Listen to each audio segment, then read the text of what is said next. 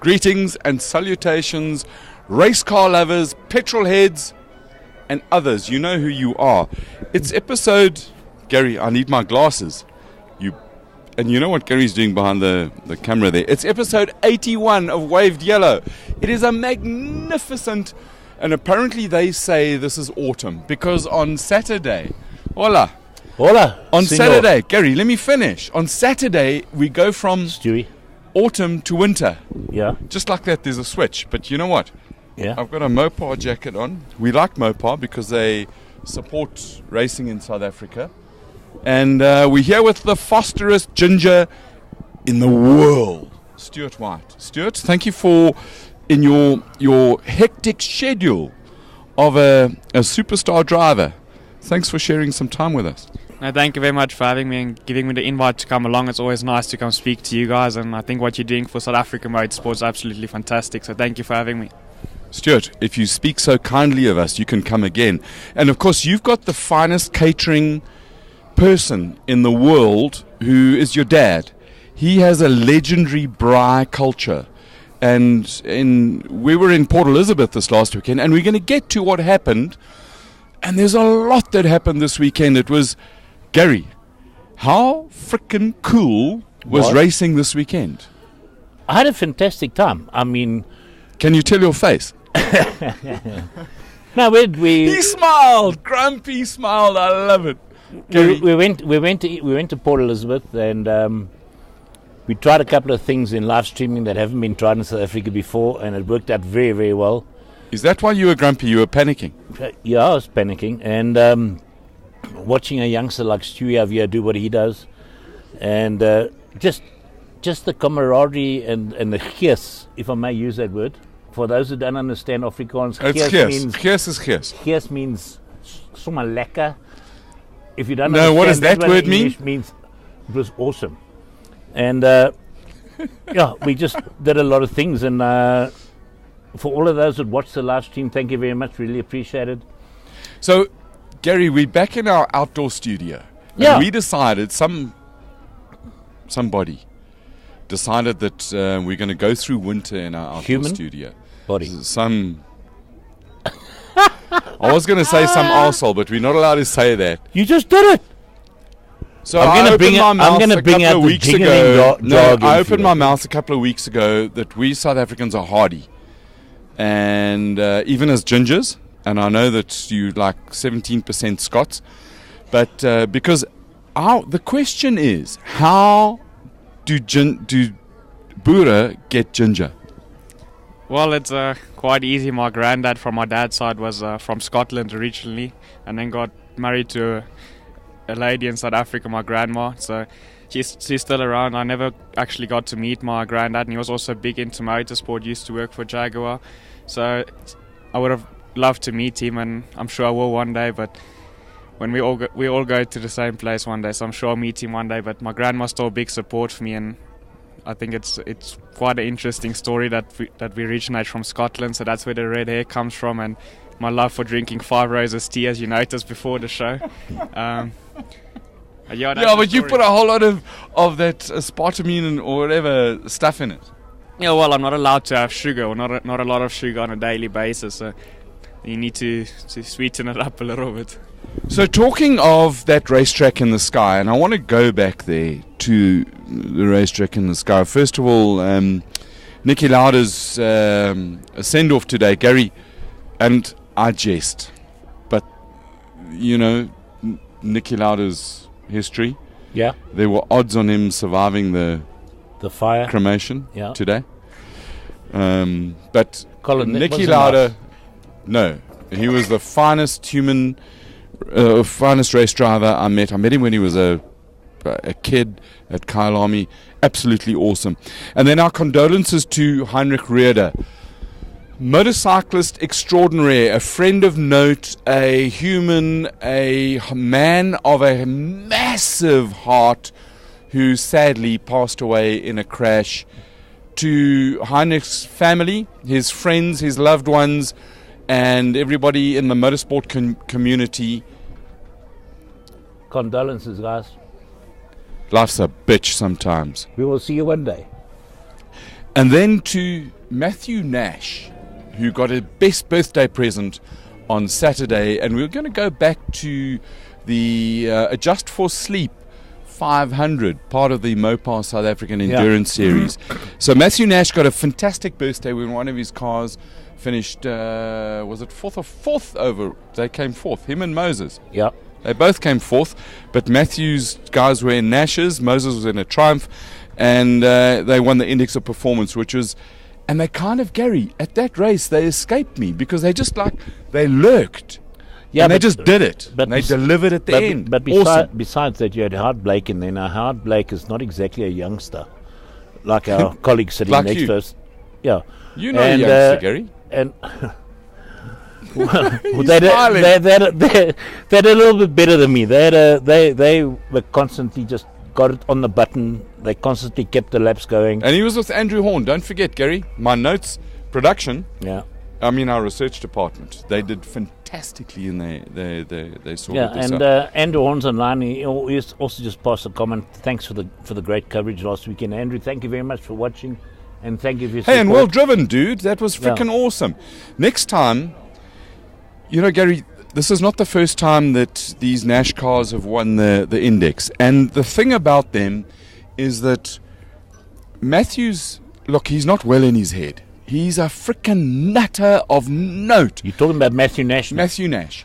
If Matthew Nash is online, he's going to have to say. He's going to say fine. something. He's all over the place. But he had an idea, a dream. And Stewie, you got to live your dream, haven't you? Well, I actually spoke to Matt yesterday and I told him that what he's doing for South Africa Motorsport is absolutely fantastic. He set out with a dream and he didn't know if it's going to work, and I think he made a big success out of it. And I think then his concept is just going to keep on growing. It's helping people get into motorsport, and I think he really deserved winning the Index of Performance last weekend and also finishing fourth. I think at a stage they might have actually gotten onto the podium, but as he said, he thinks it will happen one day, and I hope for him it does, because he really needs. He needs, I think, what he does for motorsport. He doesn't always get a big enough thank you back, and I think he's put a lot into it. You know, they flew under the radar because there wasn't any fanfare. It's not like a Porsche that sounds freaking awesome down the straight, or a Ferrari that one of the Ferraris burst into flames. And just talking about flames and motor racing, and are you taking us all over the show again? Never forget that motor racing is dangerous. And when there's petrol and there's heat, there's fires. So there were some fires, and we just got to have a big shout out to ATS Motorsport Supplies for supplying Gary and I with some fireproof overalls. And the cameraman. And our cameraman, and there's bigger and better and safer things that are coming. Watch guys, the space. So it pays attention. When you're playing in motorsport, be safe. That's number one. Number two, have a jaw, and number three, be fast. Pin it. But first of all, be safe, guys. And that's all request from you. If you don't know how to be safe, make a phone call to ATS or somebody else like that, and they will put you on the right track. But make sure you got the right seat belts. Make sure you got the right fire extinguishers. And don't use pool noodles in a car, brother. They don't work. The FIA have a specification for roll bar protection, and if your head or any part of your body can touch it, you've got to use it. So what else happened this weekend? So we watched a beautiful, magical masterclass of probably the finest driver that we've ever seen, and I include Michael Schumacher into that with Lewis Hamilton. That drive at Monaco, was it Jackie Stewart, and you're a great historian, we know this, who said that you need to win a race at the slowest possible speed, and Lewis Hamilton certainly did that, and he won against the impetuousness. English is not a thing, mathematics is my thing. Stewie, if you were behind Lewis, would you have done what Vettel did? I think you mean Max Verstappen, but yeah, because Vettel was Norman. Colin, nowhere. Colin, the kid, Colin, Max. Colin, watch me. Pay attention. Gary. No. For a while. No. Okay. You're speaking to Stewie. So would you have done what Max the Madman did? Well, I think he had to go for it, and I think a few laps earlier they told him that you can it's your call what you want to do, and I think that for Max is you can go for it. So I think he had a better opportunity into the hairpin at a casino, but a few laps earlier. But also Lewis had really good tyres, rear tyres, but the fronts were gone, but he had really good rear tyres, so he got a good launch onto all the straights. But in my opinion, the drive from Ricciardo in 2018 was still a standout drive. Because I think Ricciardo would have preferred worn-out front tyres and missing 180 horsepower. So, didn't you find it fascinating how you could see Max using different lines to try and get better drive out of Lowe's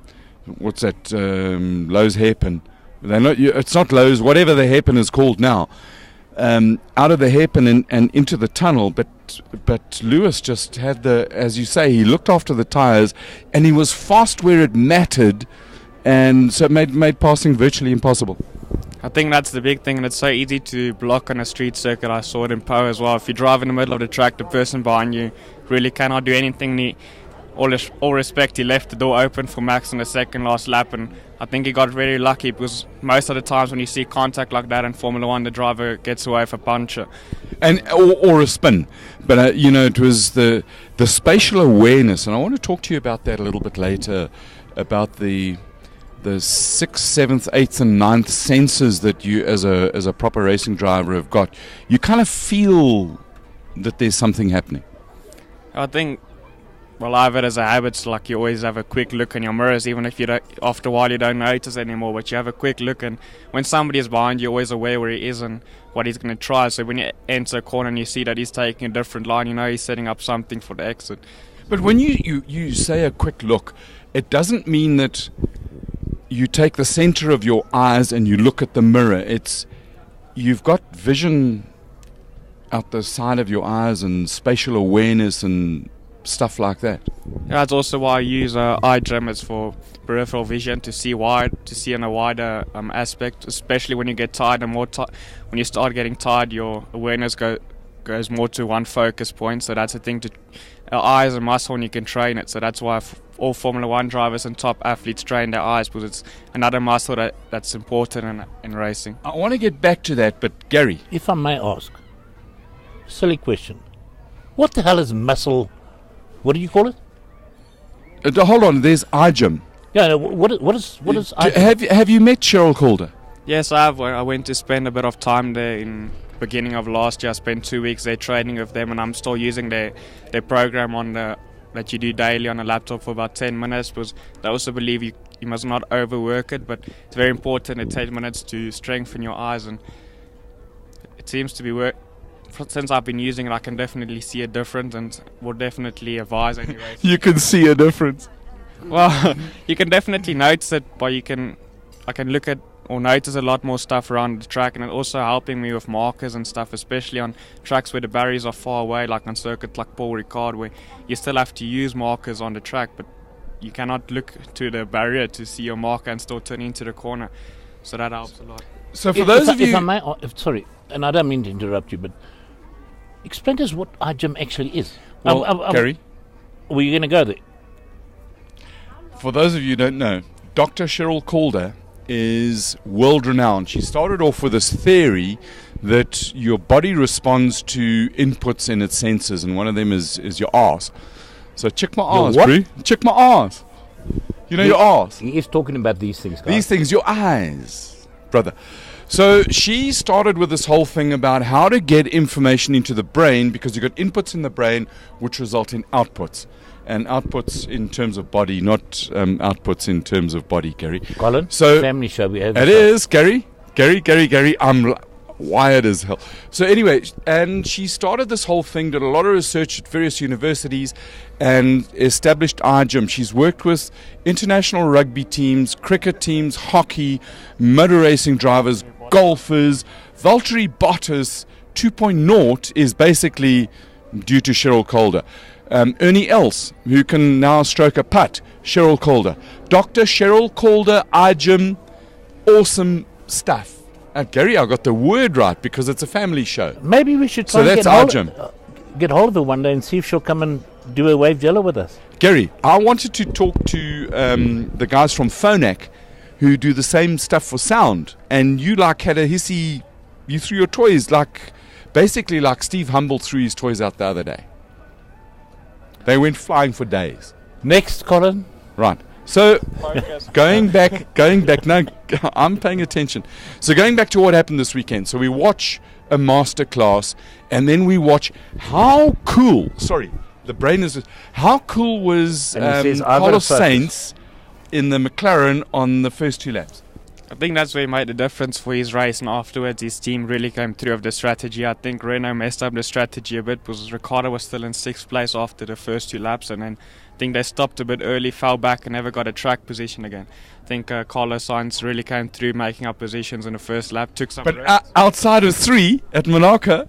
No, he really took some risk, but it paid off in the long game, and sometimes that's what you need to do on a street circuit, is sometimes a bit of a risk reward at the end of the day. So after the Grand Prix, we had time for a quick nap, and anybody who slept through that Grand Prix, well, change channels, go and watch, I don't know, something else, pole dancing or something to keep you awake, because that doesn't do it for your Pole racing. dancing? Gary, trust you to go that route. Different people have got different things. And then we go to Indianapolis, the biggest show, one-day sporting event in the world. 400,000 people. Americans go ballistic. Simon Pagenaud wins. That's the headline. But the real headline is that Alexander Rossi screws it up in a pit stop. There's all sorts of disasters. He comes from normal nowhere, and he ends up in the hunt for the lead at the last yellow flag. Guys, these things are doing 230 odd miles an hour, which is 360 kilometers, in fact more than that. Do the math. It's 1.8 is the factor. Whoever can come up with 230 miles an hour. The first person to give us the kilometer kilometer equivalent. However fast it is in normal language, as opposed to the Imperials who came and colonized us. Gets a free seat at this table. That's the prize. Yeah. Next week we'll give you free beer for 3 hours. No, we won't. Yeah, we will. No, we won't. Mark at the higher ground will, because we're at the higher ground, which is... He's getting me into trouble again. Magnificent... Yeah, he makes promises he can't keep up to. Gary, I can't keep it up, but Mark will, because they've got Daraka Pink Gin. I tell you what, that's freaking fabulous, but it's got a kick like a mule. It just takes you to next week. It's unbelievable. And then they've got 5 Roses tea for the kids, and then they've got the Puss beer. Best beer I've drank in a long time. In the world. It's magnificent. But Gary, we don't drink beer anymore. It's, So then, and I want to talk to you about this as a driver who, you one of the people that we interview, and you're really cognizant of your supporters and where the finances, racing's not a cheap sport, and you're cognizant of recognizing the things. So Rossi gets out the car, and now Alexander Rossi, he wins the 100th IndyCar race. He's an American hero, an ex-Formula 1 driver. He's unbelievable. He gets out, and what does he do to Honda? Gary, he takes his foot as far back as possible and delivers it at maximum velocity and gives him a swift kick in the nuts, as per Alonso. Now, Alonso is excommunicated from anything to do with Honda. Rossi, who was in line with to probably drive for Penske. Now, Penske's got eyes all over the place.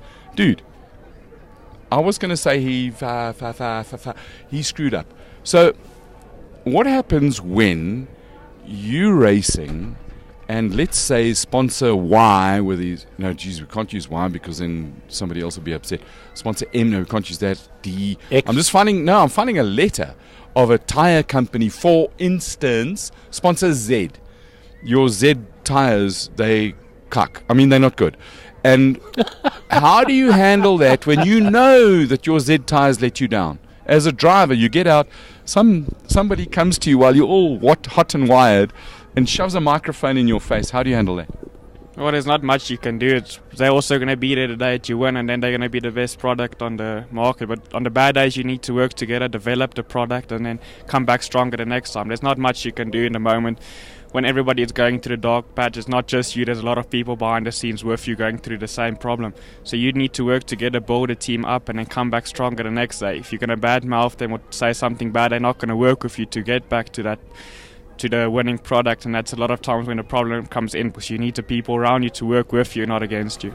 So Stu, just while you were talking about that, a flashback came to my mind when this is dangerous.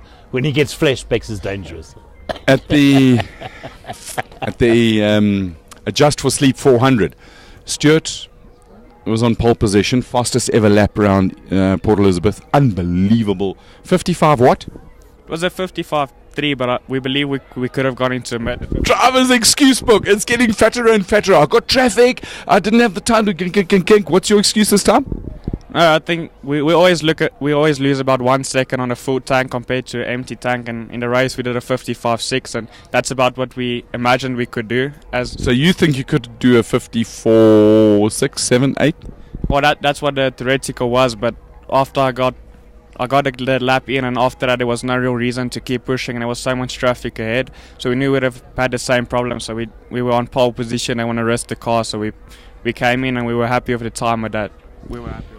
So you do, the race starts, rolling start, 2 Ginetta G57s on the front row. Now the owners of these cars, Gary, how do I put it politely? They are not friends. They are not on the same WhatsApp They're group. competitors. They don't know. They're worse than competitors. They don't even send each other Christmas cards. They basically say to each other, not number one, I'm number one, you number two. Behave yourself. No, Gary, I was just using... Use the right fingers then. Well, that's the right finger. No, that's the middle finger. Yeah, exactly. That's what they show to each other. Like big time. So then you bolt. And I was so looking forward to this high-speed chess match where you've got 2 G57s. You've got the pro, because you are a pro. He's 17. He hasn't got a driver's license yet. That's why he drinks tea. It's freaking hilarious. So you bolt and you pinning it, and Byron Ferguson is in the other car, and he's kind of the am, and you got I was going to say ginger, but he's a silver at the moment because he's so old. All the ginger's gone and it's silver. Gavin Cronje, we love you. We know that you're fast. And so there was the thing where, as it would have played out, we thought that we were in for an awesome dice. And then what happened? From our side we were thinking the same was going to happen, but we changed the strategy a bit on last moment, and we wanted to use the clear air, because when you catch traffic, even if you're a bit slower, you keep up, because you can only go that fast through traffic because you need to wait for exit of the corner. So we wanted to use the clear air, and that was the 4 laps I got to push, and after that we probably would have backed it off quite a bit. Unfortunately we had a very rare suspension failure, but there was nothing that from my side I could have done differently, or the team. They did an amazing job all weekend. The preparation was the best I've seen on the car for a really while. They put a lot. Steve Humble runs a good team, and just watching, both cars are run by pro outfits. You're not playing with Clubman's racing cars. They've got carbon fiber, they've got unobtainium, there's a lot of some other stuff in it, but this is not backyard special stuff. These are proper race cars. It's proper race cars, and it's very complicated cars to run, and I know Steve has put a lot of work into the cars from Harp Motorsport to get it all running. Do you see how he just brings in the sponsors? The guy's a pro, 17, and a ginger. So the car was on rails all week, and if you look at the onboards, there was never snapping or anything. We did a lot of work and focusing on the setup, and I think we really got it into a good place for me and Craig. And thank you for Craig Jarvis for giving me the opportunity to race with him in the Maui Motor G57. There you go.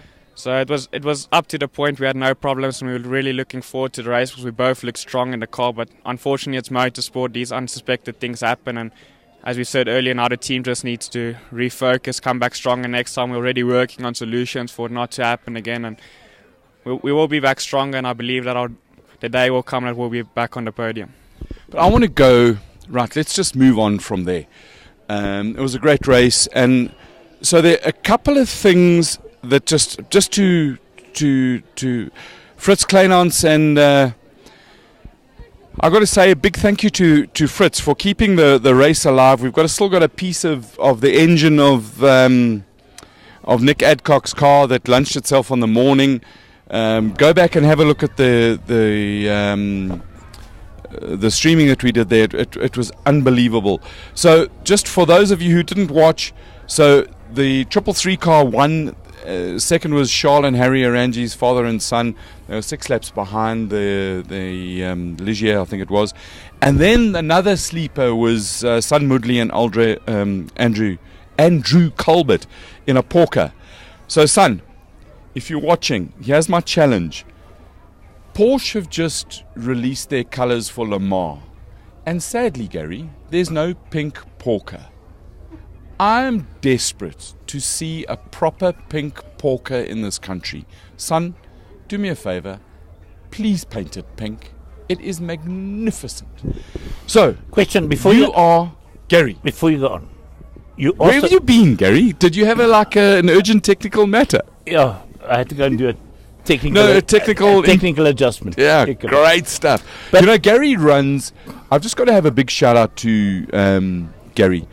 Why? Because you're kind of a superstar. You're a grumpy old man most of the time, but you do magnificent work in streaming. You give me a platform to do stuff, and just thank you, Gary.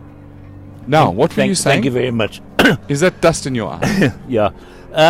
Your question, the conversion between miles to kilometers per hour in the race? 1.6.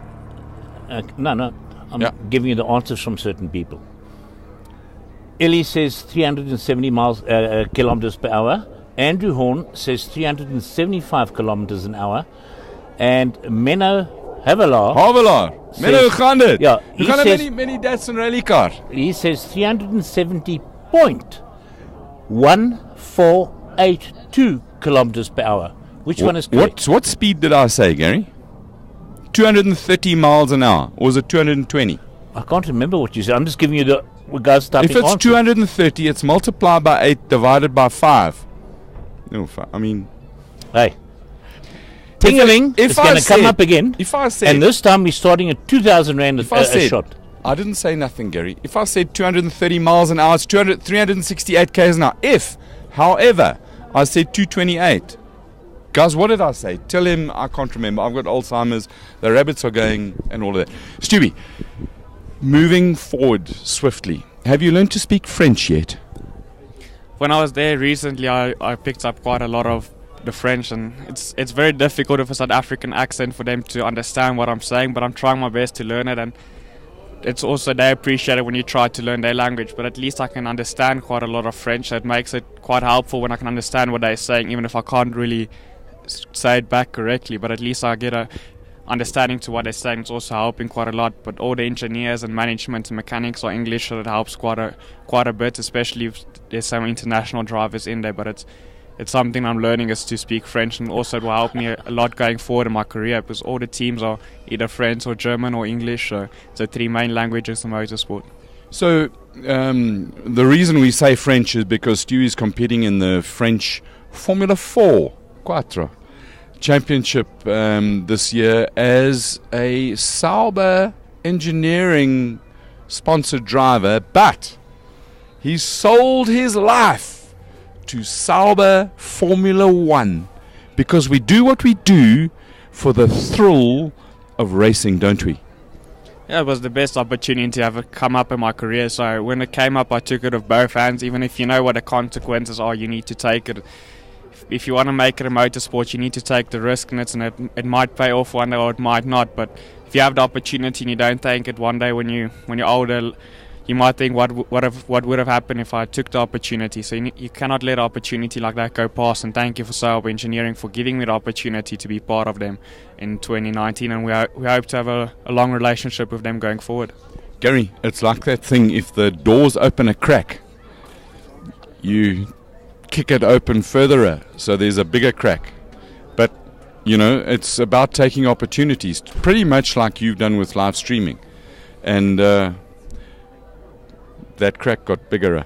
So did you read the contract fully in terms of what happens in, 4 years time if you're driving a Formula 1 car and what the implications are? Or is it a case of let's get this job done and get on the roller coaster?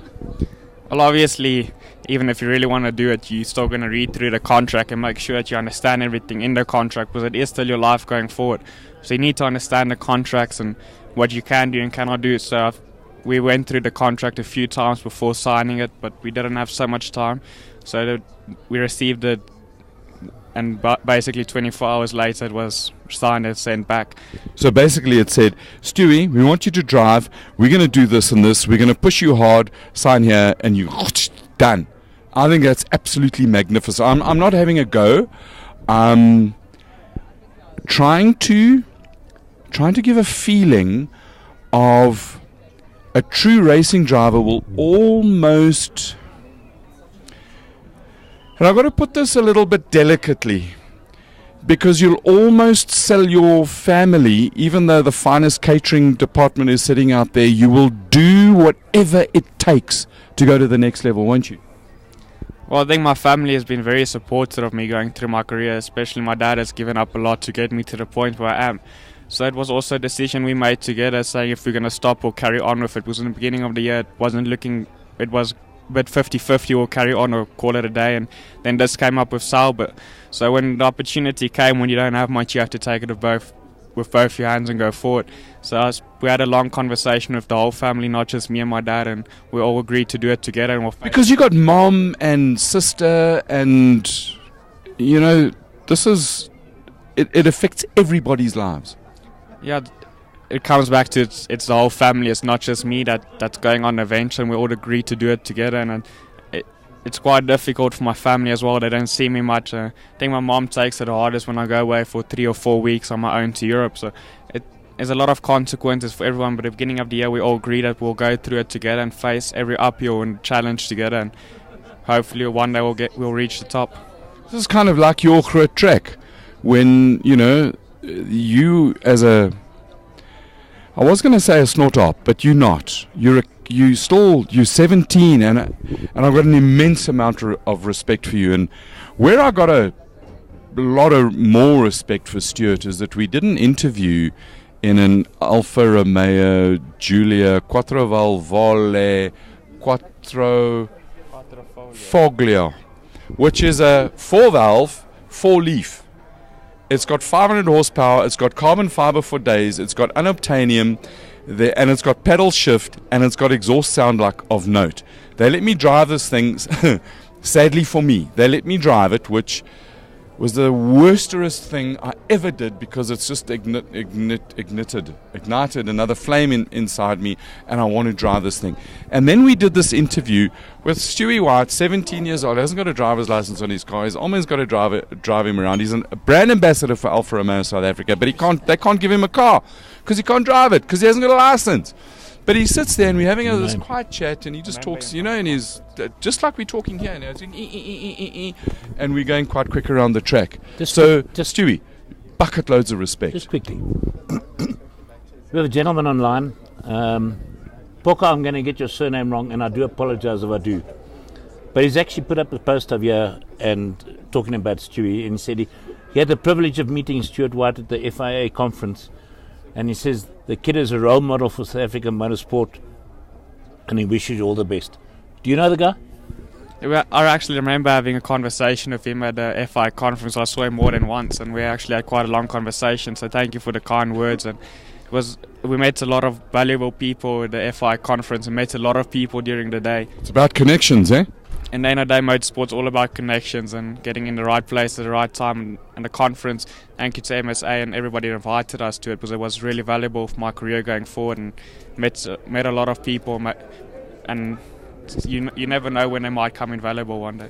But the thing that sort of overrides motorsport, and I was one of those Gary grumpy old farts who sat on the sidelines and whined and whinged until you and I started some stuff nearly 2 years ago, and something happened that ignited my passion, and my eyes are open to the level of of passion, of love, of desire, of freaking craziness about motorsport in this country.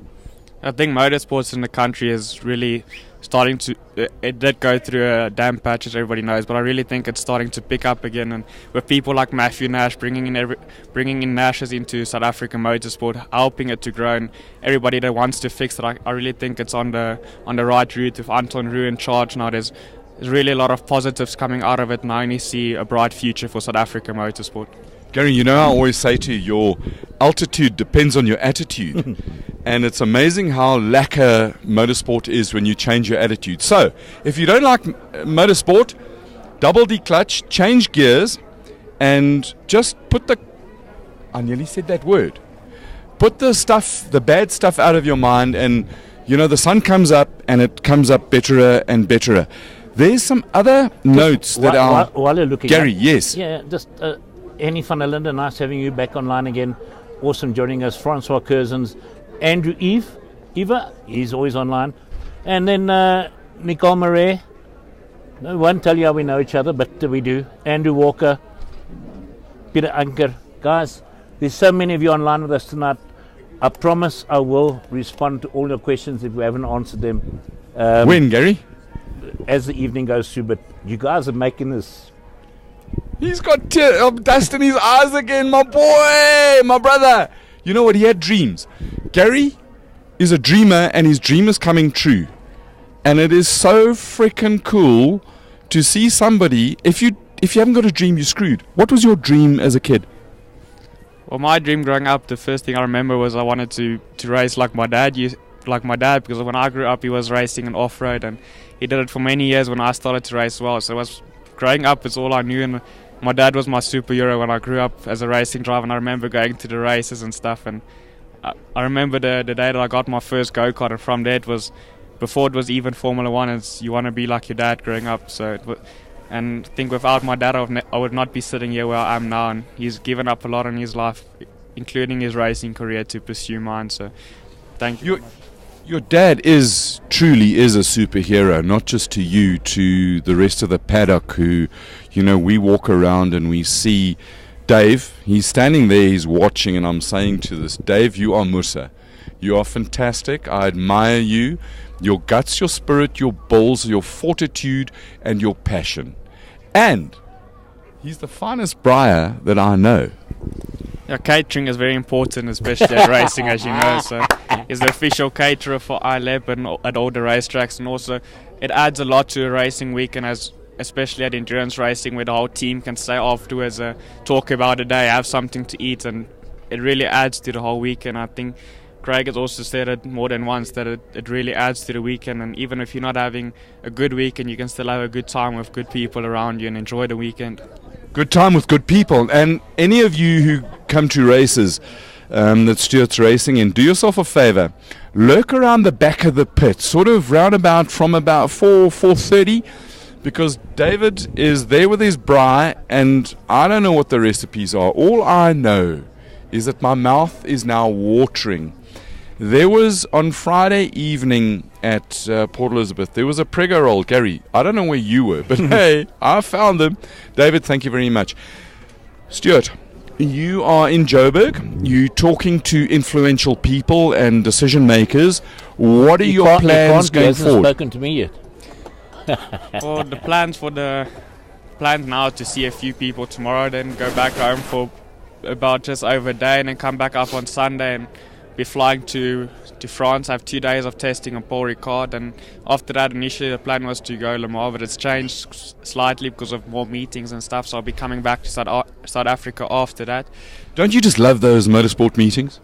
Oh, it's part of motorsport. Everybody just sees us going around the track, but it's a day in, day out job, and at the end of the day you need to go see sponsors, keep people happy to make it all work for you. So we'll be coming back after that to go speak to a few more people, and then heading back probably around the 19th of June for my next race in Spa-Francorchamps. And I'll tell you what, Eau Rouge up into Radillon, and that's an awesome. I never drove that track. It's got to be fantastic. It's a round I've been looking forward to most the whole season, because it has great memories for me from last year. Winning the last race that I did, and at that stage I thought it would be my last Formula 4 race ever. So it's meant a lot for me in my career and bring a lot of memories. So I'm really looking forward to going back this year, and we hope to repeat the result. I think we need to make up a bit after Po, but we have good momentum behind us now, and with 2 days of testing, I think we can only get stronger towards Spa-Francorchamps. Now you're very close in the championship. I think there's a couple of points in it. Where are you lying, and what's the difference at the moment? I'm currently fourth in the championship, 3 points behind the Richard Miller young driver, Enzo Valente. So it's very close in the championship at this stage, and it's still a lot of racing and needs to be done. And the first round did hurt us a little bit with technical issues, but the team stood together and worked through the problems, and we're coming back stronger. At the end of the year, you can drop your lowest scoring round, so it makes the championship a little bit more interesting and still a lot to play for.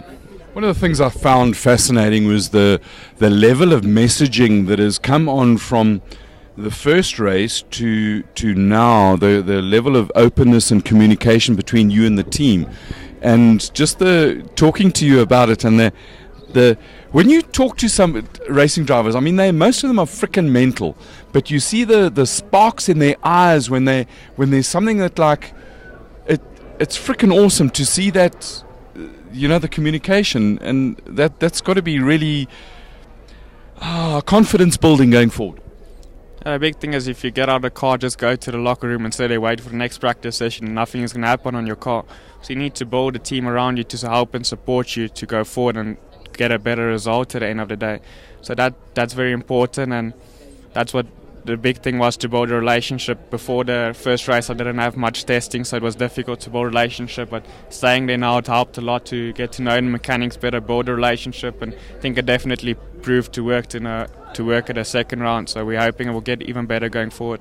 Interesting that you mentioned the word mechanics. It's not just about management and sitting in the motorhome and engineering briefings and all that highfalutin stuff. Is to go to the guy with grease in his nails and the guy who swings the spanner and find out about him. And they're all passionate about motorsport, and they've got lives and families and kids and just interact with them. At the end of the day, it's the guy with the dirty fingers that makes it all work, and if he's not a fan of you, he's not going to put in the extra hour. So it's easy for the engineers to say what to change on the car, but if somebody needs to go do it. And at the end of the day, that's very important, was to build a relationship with my mechanic, and he's actually got a job now at Renault Formula 1 team, so he's gone up. I'm really proud of him because he's put in a lot of work in. What's his name?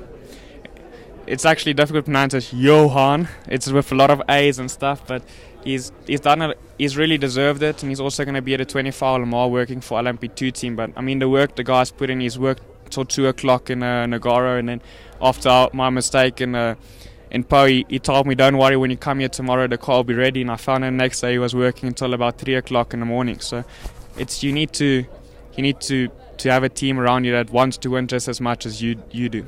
And that brings when you see the level of work that other people put in to make essentially your dream and your desire, you passing through here hopefully to go on to bigger things, how cool does that make you feel that these guys put in their blood, sweat, tears and more into your dream? It's actually come from much longer back, starting karting with Etienne Ruiz and RKT. After that, progressed to Mark Lau, fantastic racing. We had a lot of success with him, and he's taught me a lot in my career, especially from the technical aspect as I prepared the car with him. And then it's moved on with Craig Jarvis, Steve Humble, for Harp Motorsports, FFSA, Sauber Engineering. There's so many people along the way, and you can never forget the people that helped you to start it all off with, and everybody means something in your building blocks to hopefully one day make it a successful career, and hopefully to Formula 1 or some kind of endurance racing. So here he sits, 17 and a bit. The fastest ginger in South Africa. Sorry, Gavin, you're a silver now. His ginger's gone because he's so old. I mean, he must be at least 35.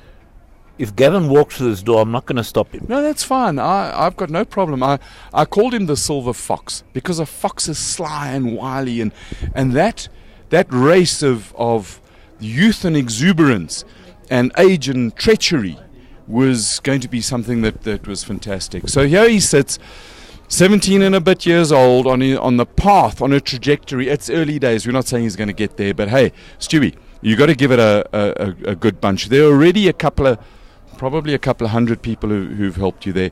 I just want to say to you and David and catering department, thank you very much for taking time out of your schedule and putting in a special effort. I know you guys put the effort in. We appreciate the effort. And if there's anything that Gary and I or anybody can do in this country to help you, no matter how small it is, let us know. And you know what? Fly that flag high and keep going and just do us all, do yourself proud. Thank you very much for having me, and I would just like to take the opportunity to thank everybody and all the individuals that's been part of my journey, and also this year being part of my journey. That's meant a lot to me, and it will take a really long time to mention everyone on their name, but thank you very much for everybody making it possible, people like you, for the exposure and everything that you do for South Africa motorsport and getting our names out there. So thank you very much for all the effort from you guys. Gary, I know it's been a long journey, and I think you guys really deserve all the recognition you can get, and keep doing it because everybody really appreciates it in South Africa. Will you do us a favor? Get yourself a little black notebook and start a list of people. Because one day is one day, and you know, maybe you don't. There'll be a list, a book, your Stewie's little black book of people who've made a difference in your life. Gary, we are going forward to a whole lot of nothing. But next, there's not a lot of racing this weekend, but there's some stuff in the pipeline, and there is actually, and there's some stuff I want to talk to. There's notes. There's some racing. What is there, Gary? We got South Africans over in MotoGP, so they racing in France this weekend. So we got the Binders, 2 Binder brothers plus Stephen Werdendal. Don't forget Stephen Werdendal. Which Binder's going to fall first? Don't go there. Just support the guys, like you guys. Oh, we love us. it. We love it. Orange is our 13th favorite color. And just before we go, because I've got to go and do something on that side of the camera. Yeah, Gary. And I know there's a lot of people watching.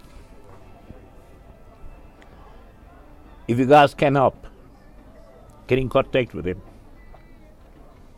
He's probably our only shot at a South African in Formula 1. Let's try and make it happen. So, we've got, there's a whole lot of stuff happening in the world of sports cars and WEC and IMSA, and I would love to have got there, but production is telling us time is up. Sports cars, IMSA, WEC, Daytona Prototype International 2.0 with hybrids and all the rest of us, and NASCAR. That's for next week. For now, it's Wednesday. Next week when we talk to you, it's not going to be autumn, it's going to be winter. But it's actually not too cold tonight, Stu.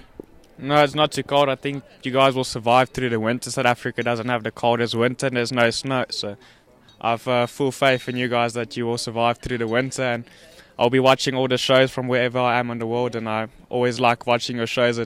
When I'm overseas, it reminds me of South Africa and what's going on in South African motorsports. It's always great to watch your show, and thank you for having me once again, and all the best for going forward.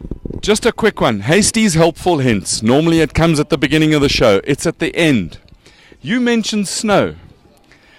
Don't eat the snow where the Huskies go. Have a wonderful week. Be safe, be fast, be fabulous. Cheers.